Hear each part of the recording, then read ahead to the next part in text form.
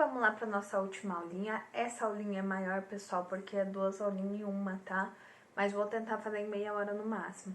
Então, para dar continuidade nos programas de saúde, hoje a gente vai falar sobre o principal deles, tá, gente? Que é o hiperdia, que é o que vai acolher a hipertensão e a diabetes, tá? Então, começando, eu vou falar um pouquinho sobre as diretrizes brasileiras do programa de hipertensão e diabetes, que é o hiperdia, né? Então, vamos definir primeiro hipertensão, né? Que é hipertensão arterial sistêmica, a famosa RAS, tá? Então, RAS ou hipertensão arterial sistêmica é uma doença crônica de origem multifatorial, ou seja, vários motivos podem levar a ser hipertensa, que envolve desde os meus fatores genéticos até os meus comportamentos ligados ao indivíduo, como hábito alimentar, tabagismo, inatividade física, entre outras tantas. É caracterizado como uma doença que afeta a pressão arterial, elevando para o nível não recomendado, causando com isso complicações ao adequado funcionamento dos meus órgãos, como coração, rim e artérias periféricas, tornando-se fator de risco para o desenvolvimento de doença coronariana e acidente vascular cerebral. Traduzindo tudo isso aqui, gente, eu nem coloquei a fisiologia, mas lembra sempre do que a prof fala lá na aula sobre quando eu tenho, né, uma veinha. Vou até desenhar para vocês. Geralmente o espaço dela é assim e o sangue passa no meio dela. Na hipertensão vai acumulando camadinhas de gordura, tá? Que vai fechando o espaço da minha veinha. Então, o que acontece? Com o tempo tem tanta, né, gordurinha, esse preto aqui é a gordurinha, gente, que diminui o volume, né, da minha veia ali. Com isso, o sangue tem que fazer muito mais pressão para passar. Essa pressão que o sangue faz nessa veia para passar é o que a gente chama de hipertensão, tá? E quando isso ocorre, eu causo danos ao meu coração, porque não chega sangue suficiente no meu coração, não chega sangue suficiente no meu rim, não chega nas minhas artérias, e com isso eu vou tendo múltiplas consequências, tá? Sem contar que essa pressão é tão grande que eu posso ter um infarto, como eu posso também ter um AVC devido a essa pressão. Quais são os fatores de risco? Tabagismo, dislipidemias, diabetes, nefropatias, que é doenças renais, idades maiores de 60 anos, histórico familiar de doença cardíaca, né, cardiovascular, circunferência da cintura aumentada, que é o famoso IMC aqui, tá? Microalbuminúria, tolerância à glicose diminuída, glicemia de jejum alterada, entre outros, tá? Sinais e sintomas.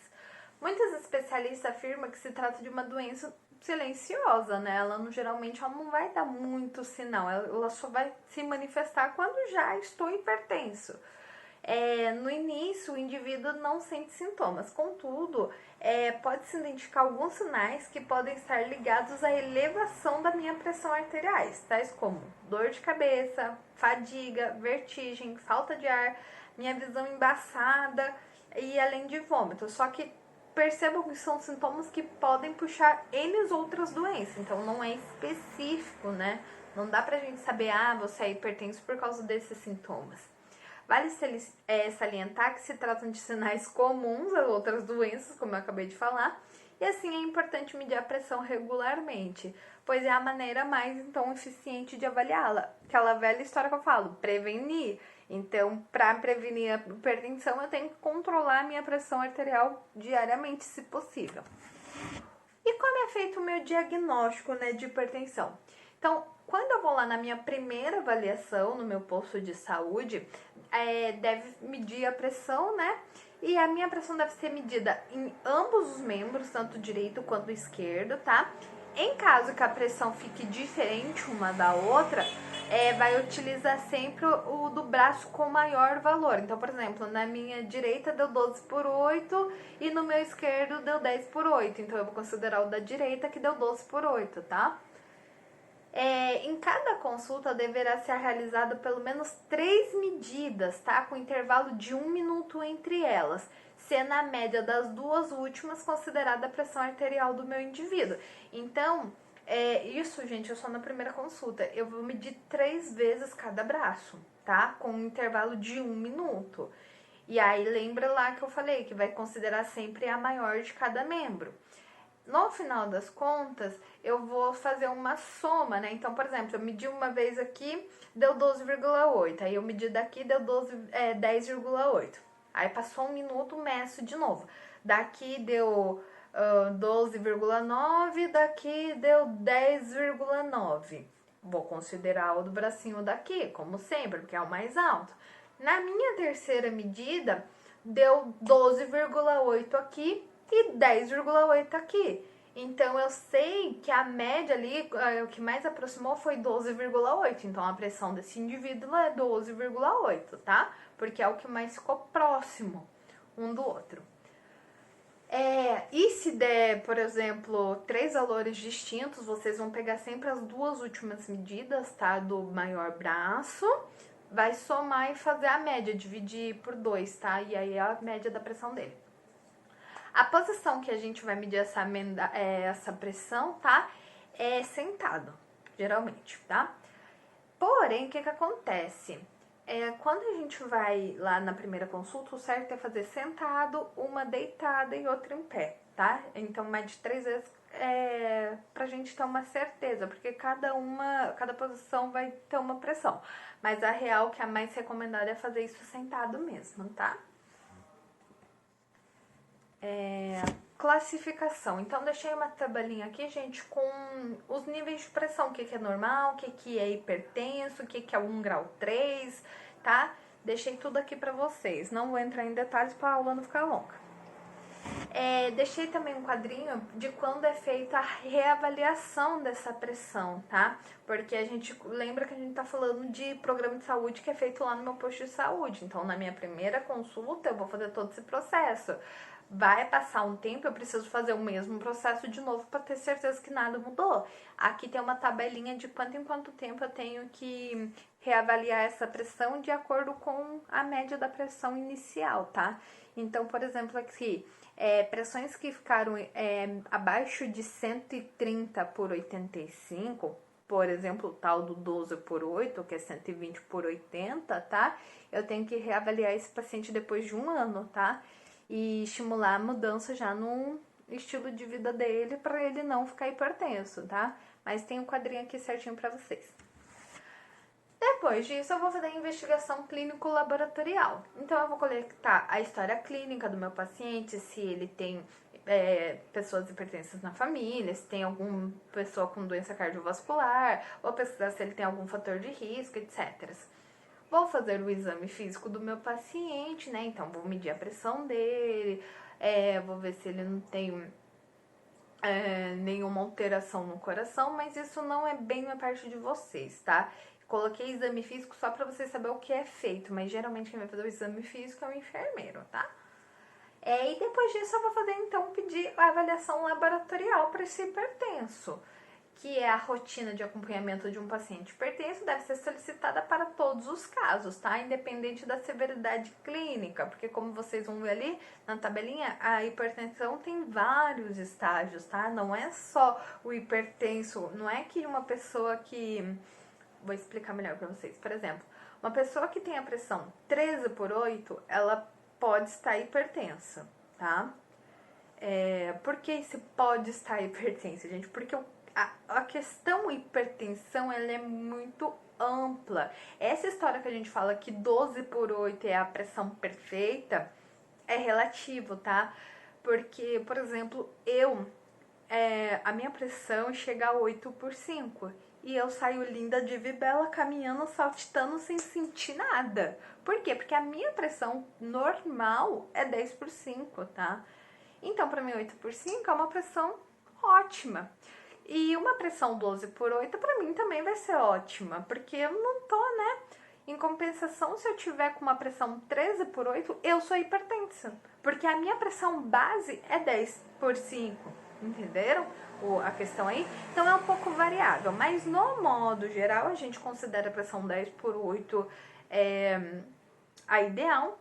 13 por 8, 13 por 9 é a limítrofe, que é o máximo que ela poderia chegar de uma pessoa, né? normal aí, que tem um padrão de pressão 12/8, ela não seria hipertensa, mas valores acima, tipo 14/10, 15/10, a pessoa já seria considerada hipertensa. E aí tem os estágios conforme vai aumentando essa pressão. Uma pessoa que chega lá em 22/8 é uma pessoa com hipertensão em grau 3 já, tá? Mas a tabelinha vai deixar melhor isso pra vocês.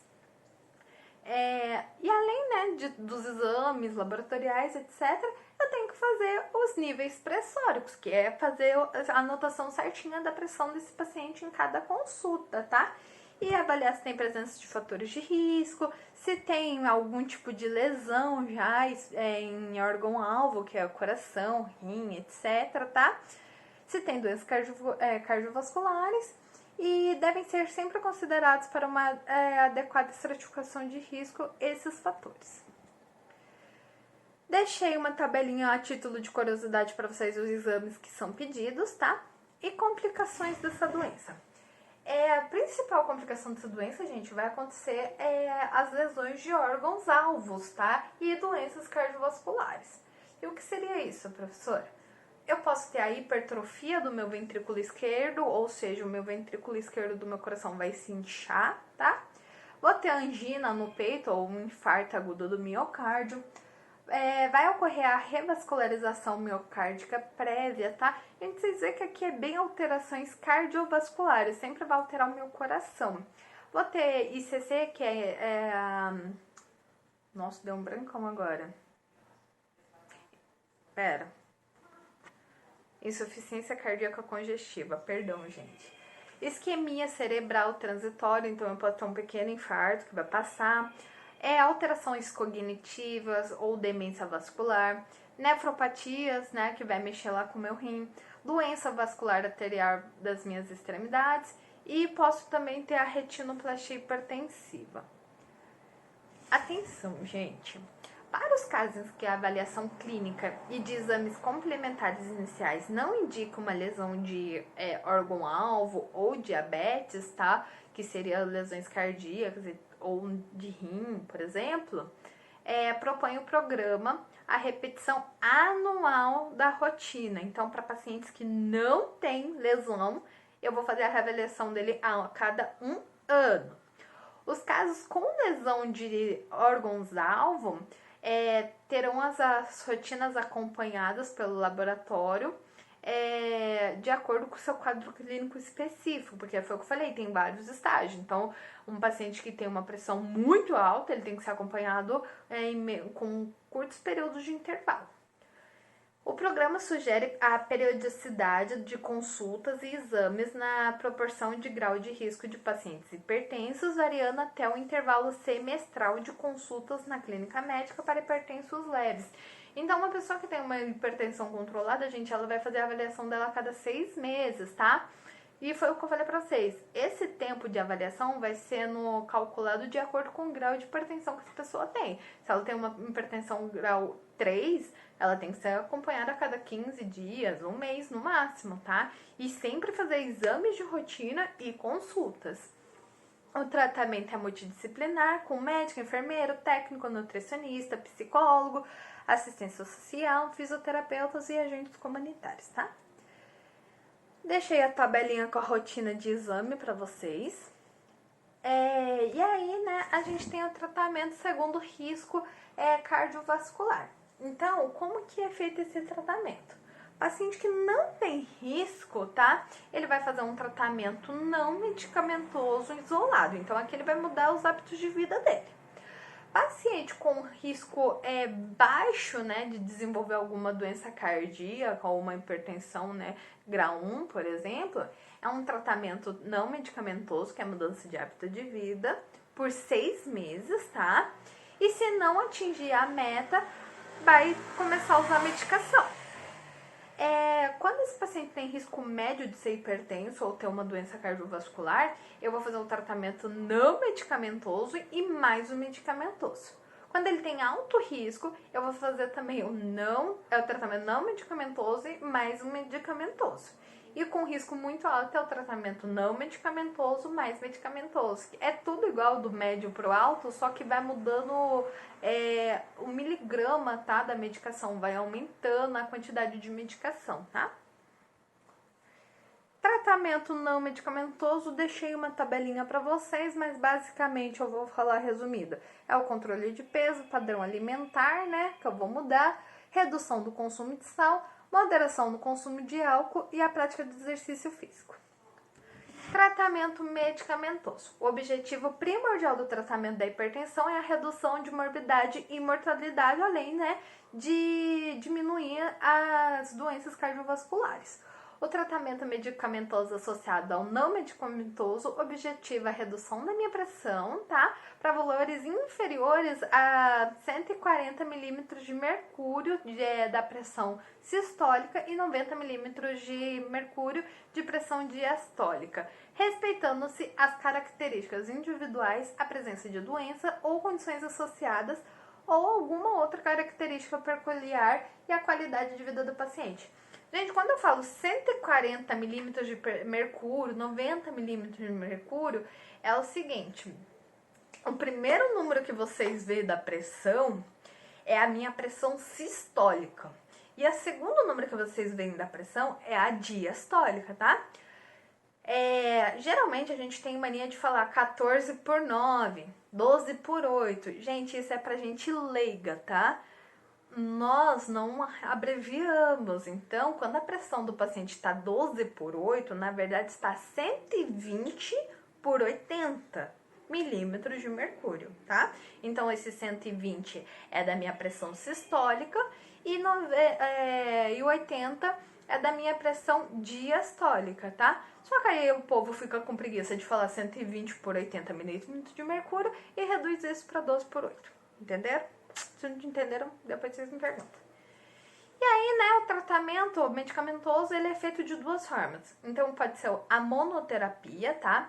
Que é com o uso de uma medicação só, sendo ela um antihipertensivo.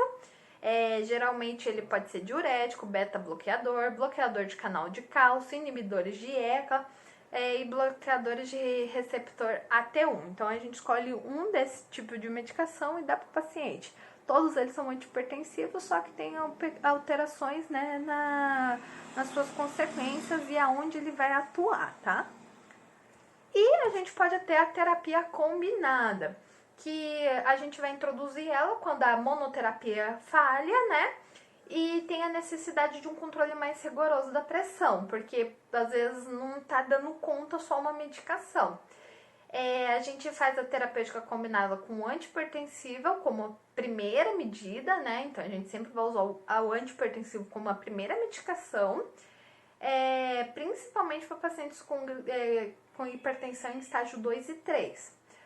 Porém, né,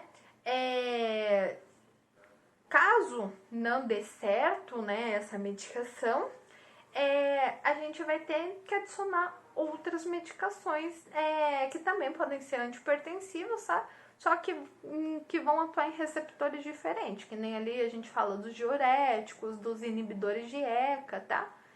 É mais ou menos isso. Não vou entrar muito em detalhe, gente, porque isso é coisa médica, tá? É só para vocês conhecerem. Vou falar resumido. Deixei no slide mais cheinho para vocês deem uma olhada lá.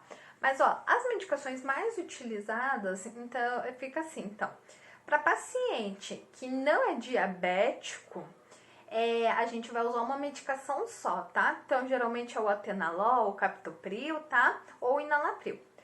Para paciente diabético e hipertenso que estão descontrolados, a gente vai usar o atenolol ou o captopril com dose maior, tá? E enalapril. Para pacientes diabéticos, gente, quando eu falo diabético aqui, é diabético mais hipertenso, tá? Não sei se ficou muito claro, mas é com as duas doenças. Mas enfim, com diabetes não controladas, a gente vai usar enalapril ou captopril. Aliás, para pacientes diabéticos, a gente também vai usar enalapril ou captopril. A gente só não usa o atenolol, tá? Para pacientes com diabetes não controlada, a gente usa enalapril em maior dose ou captopril. Para pacientes com hipertensão moderada e grave, a gente usa atenolol, captopril, aliás, o atenolol mais o captopril, ou atenolol com enalapril, tá? E para casos que não tá controlando essa hipertensão mesmo com essas medicações, aí a gente usa um atenolol mais forte, mais um captopril ou um enalapril mais forte, tá? Casos que não controlaram do mesmo jeito, que ficaram muito graves, etc., a gente tem que investigar as causas, ver se o paciente está aderindo ao tratamento, aumentar a dose no máximo dessa medicação, fazer a troca de medicações, que, por exemplo, ali é um ou outro, né? Atenolol, captopril ou atenolol com enalapril. Se eu, de repente, eu estou em um paciente tomando atenolol com captopril, eu troco a medicação e passo para atenolol mais enalapril, tá? É confuso, mas aqui vai ficar melhor para vocês. Para pacientes que são hipertensos e diabéticos muito grave, a gente tem que iniciar com uma dose baixa de IECAS, mais enalapril e captopril, tá? Para casos controlados. E para casos não controlados, a gente tem que dobrar, né, a mesma medicação anterior. E se persistir, adicionar hidroclorotiazida, posteriormente a nifedipina. E por fim, se nada der certo, né, já tomei de tudo em todas as doses possíveis, entro com a hidralazina. Cuidados de enfermagem: estabelecer o objetivo da minha terapia, reduzir os níveis pressóricos a níveis não hipertensivos com mínimo ou nenhum efeito adverso, educar o paciente sobre a sua doença e envolvê-lo juntamente com os familiares no tratamento, instruí-los a fazer medicações de pressão em casa, manter contato com o paciente, manter cuidado barato e simples, encorajar modificações de estilo de vida, integrar a tomada das cápsulas na atividade diária da rotina. Cápsula é a medicação, tá, gente? Encorajar uma atitude positiva sobre a conclusão dos objetivos terapêuticos e envolver toda a equipe no controle dos cuidados e avaliação dos resultados, tá? Hipertensão fechou. Vamos para diabetes, meus amores. E só um minutinho. Vou tentar fechar diabetes em meia hora, tá? Não sei se vou conseguir. Então, gente, diabetes mellitus, é uma síndrome de etiologia múltipla também, então várias causas, né? Decorrente de falta de insulina ou incapacidade da insulina exercer adequadamente o seu efeito. Caracteriza-se por hiperglicemia crônica com distúrbios de metabolismo dos meus carboidratos, lipídios, que é as minhas gorduras, e proteínas. E aí, gente, existe 4 tipos de classificação de diabetes, tá? Então, tipo 1 é quando as células betas pancreáticas são destruídas por um sistema autoimune. Então, eu nasci com a capacidade de quebrar lá a minha insulina. O meu pâncreas conseguia quebrar essa insulina, porém, por uma questão autoimune, o meu organismo fez com que o meu pâncreas parasse de produzir essa insulina, tá? Então, eu perco a capacidade da produção da minha insulina. Isso aí é diabetes tipo 1. Diabetes tipo 2, ela é resultado da sensibilidade diminuída à insulina ou de uma quantidade diminuída da produção de insulina. Então, na tipo 2, gente, meu pâncreas ele não para de produzir a insulina totalmente, tá? Só que ele diminui, ele pisa no freio. Ou senão ele para de reconhecer a insulina, tá? E isso, no caso, vai acontecer, assim, ele não vai ficar totalmente sem produzir a insulina, tá? E tem a diabetes gestacional, que é quando hormônios secretados pela placenta inibem a ação da minha insulina. Então, eu tenho a produção da insulina, mas o meu corpo não consegue fazer ela agir. E existem outros tipos, que é por causa de defeitos genéticos, doença de pâncreas e medicamentos que também cortam esse efeito da insulina. Características clínicas. A diabetes tipo 1, ela ocorre mais em criança, adolescente e adultos jovens, tá?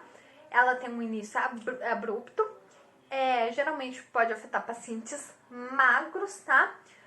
Tem pouca influência com o fator genético ou hereditariedade. E como eu disse, eu paro de fabricar insulina. Simplesmente isso, meu corpo não produz mais. A tipo 2 é um início insidioso com características inespecíficas.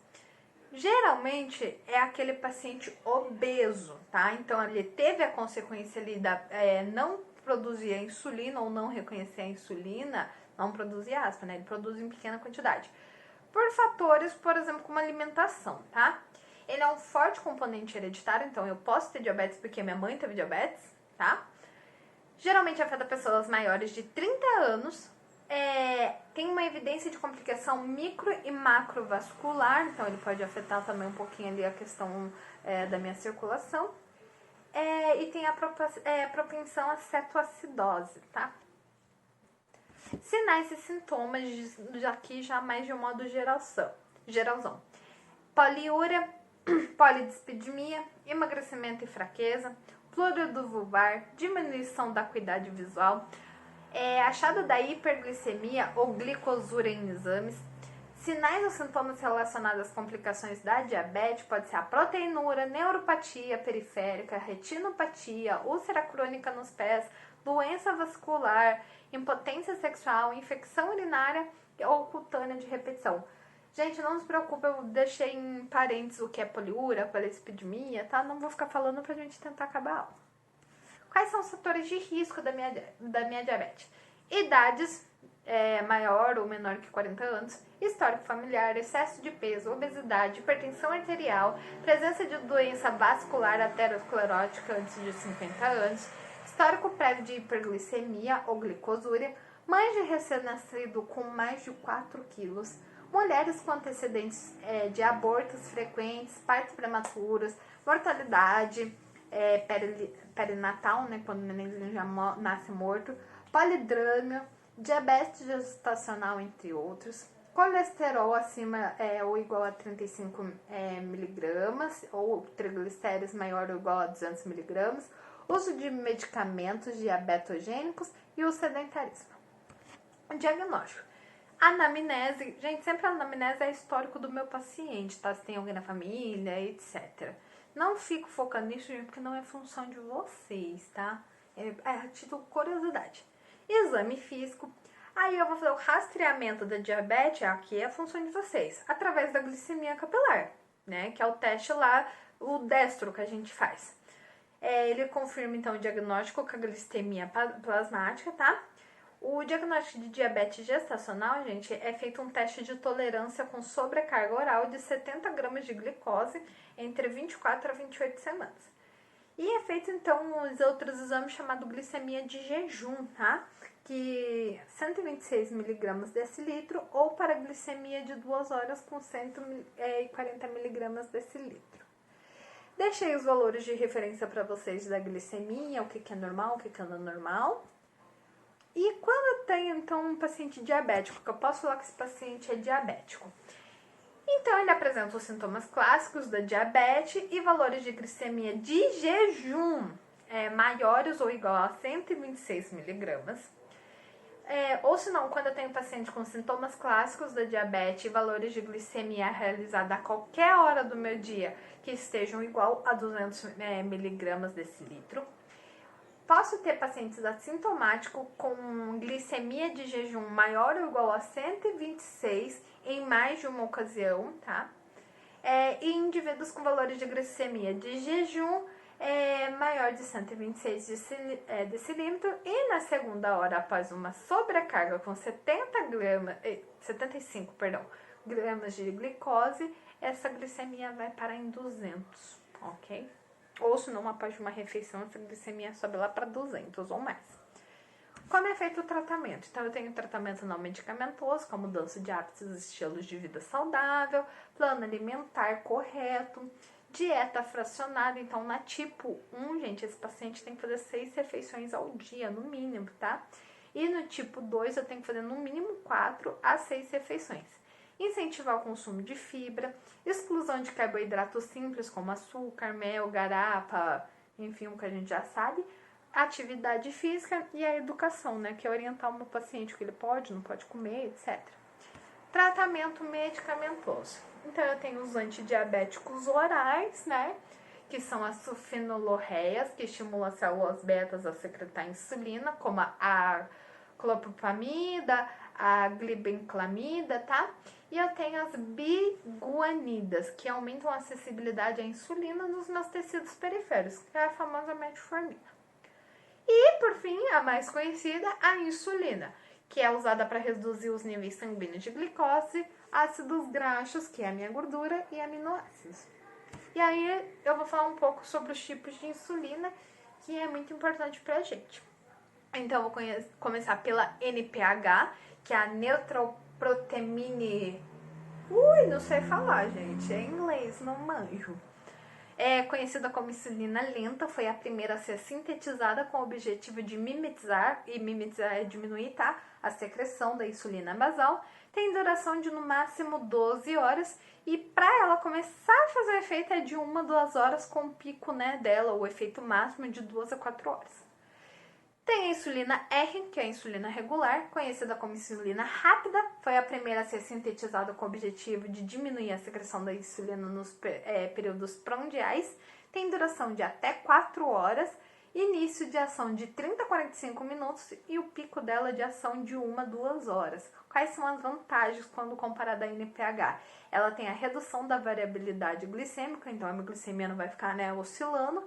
Tem a redução da hipoglicemia, né? Então, eu não corro o risco de, tipo, o paciente tá com hiperglicemia e de repente eu baixar muita glicemia e ele fazer uma hipo. E manutenção ou discreta melhora da A1C, que é a hemoglobina glicada.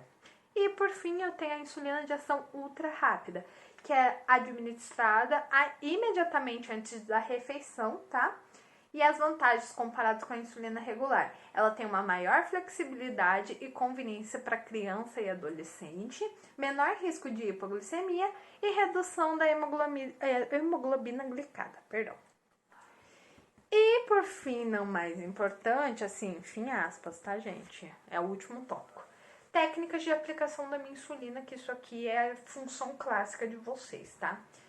Então, a concentração. A unidade da medida da insulina é dada em unidade internacional, tá? Então, é a sigla UI que a gente usa. No Brasil, é mais comum a gente usar 100 unidades, tá? Que é ser UI aí por ml. As insulinas mais concentradas são absorvidas mais rapidamente. Então, gente, deixei aqui para você a conservação delas, como é feito a conservação de cada tipo de insulina. Não vou entrar muito em detalhe, porque isso aqui tá numa tabelinha. O que é importante na nossa aula? Qual que é a via de administração da minha insulina, gente?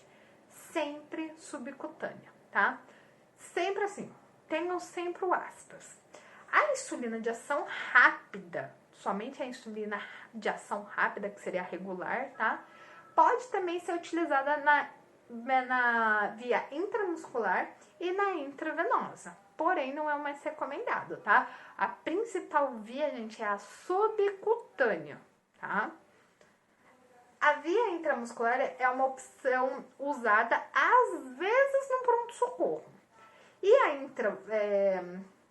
intravenosa é usada geralmente lá na UTI, tá? Onde o paciente permanece monitorado, porque o risco de você dar hiperglicemia nesse paciente, gente, é muito difícil, ou uma hipo, né? Ele cai e você nem viu. Regiões indicadas para aplicação, né? Onde que eu vou colocar essa insulina? Eu tenho que ser afastada de articulações, ossos, de grandes vasos, nervos e devem ser de fácil acesso para alta aplicação, né? Livre de sinais de lipodistrofias, a gente vai ver o que é isso mais pra frente, edemas e inflamação e infecção. Então, geralmente eu vou usar os braços na face posterior, tá? Que é aqui atrás, de 3 a 4 dedos abaixo da minha axila, acima do cotovelo. Então, mais ou menos aqui, ó, tá? Considerar os dedos das pessoas que receberá a injeção. Então, você vai pegar a pessoa, vai pedir para ela pôr a mão onde tem que ser.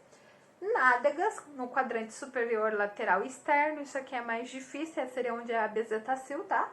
Abdômen, que é uma das regiões mais utilizadas, na região lateral, direita e esquerda, distância de 3 a 4 dedos do meu umbigo, tá? E nas minhas coxas, na face anterior e lateral externa superior, 4 dedos abaixo da virilha e acima do joelho. Deixei todas as imagens para vocês aqui, tá? Velocidade de absorção. Ela é mais rapidamente absorvida nas respectivas ordens e regiões. Então, a mais utilizada que é mais rápida no abdômen, depois em braço, depois coxa e depois na dádica. Recomenda-se aplicar insulina de ação rápida no abdômen e insulina de ação intermediária nas coxas e nádegas. A via intradérmica pode causar hiperglicemia. E na via intramuscular eu posso causar uma hipoglicemia. Por isso a gente usa o subcutâneo, ângulo de 90 graus, tá?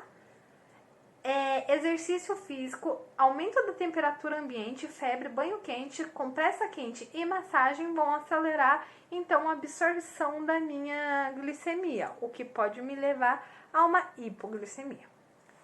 Quais são os materiais que eu utilizo para aplicar essa insulina? Então, eu tenho as seringas com capacidade para 100 unidades, graduada de 2 em 2 unidades. Gente, é uma seringa própria, tá? Quando a gente fala 100 unidades é igual a 1 ml, tá? E elas são descartáveis. E eu tenho as minhas canetas próprias, tá? Que são recarregáveis ou descartáveis. Proporcionam uma facilidade e praticidade no manuseio para o preparo e registro de dose, porque elas vêm tudo certinho ali, a dose dela.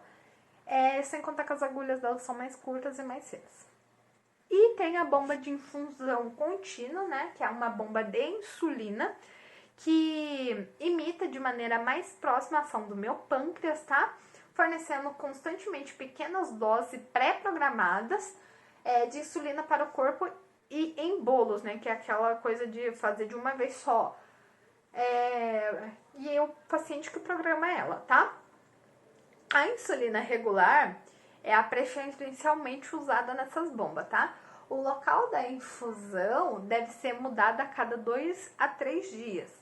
Os testes de glicemia são fundamentais e contar corretamente os carboidratos. Vantagem, né, dessa bomba de infusão: ela melhora o controle glicêmico, melhora a qualidade de vida, tá? E tem um menor risco de hipoglicemia, porque você controla certinho ali a quantidade de insulina que vai pro corpo. Desvantagem: necessita de uma boa seleção do paciente para que o tratamento tenha bons resultados. Risco da elevação rápida da minha glicemia por problemas na infusão dessa insulina, que requer a automonitorização frequente devido à falta de insulina residual circulante.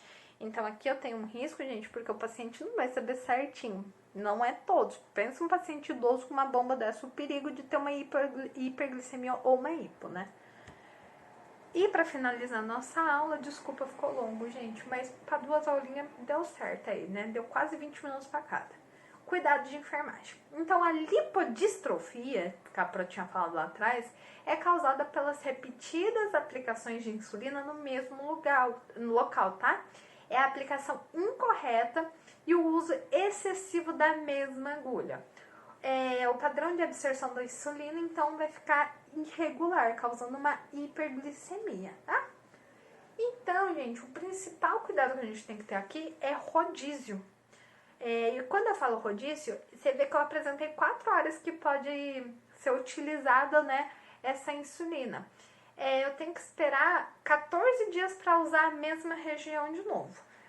Claro que assim, gente, a gente fala, nossa, mas 14 dias é muito tempo. Mas pensa, no abdômen eu tenho 2 áreas, eu tenho 2 braços, eu tenho 2 coxas e eu tenho 2 nádegas. Então, se eu fizer o rodízio dela a cada 14 dias, dá super pra me usar, tá?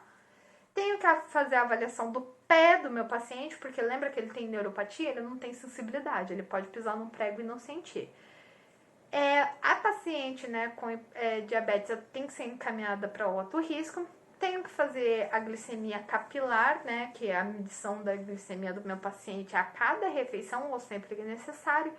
Tenho que manter dieta equilibrada, esclarecer a dúvida do paciente, administrar a medicação conforme prescrição médica, estimular a atividade física, utilizar agulhas curtas para administração da insulina, é a menor agulha que a gente tem, tá? É uma marronzinha. E não reutilizar seringas e agulhas em hipótese nenhuma, tá? E era isso, meus amores, até semana que vem. Beijos!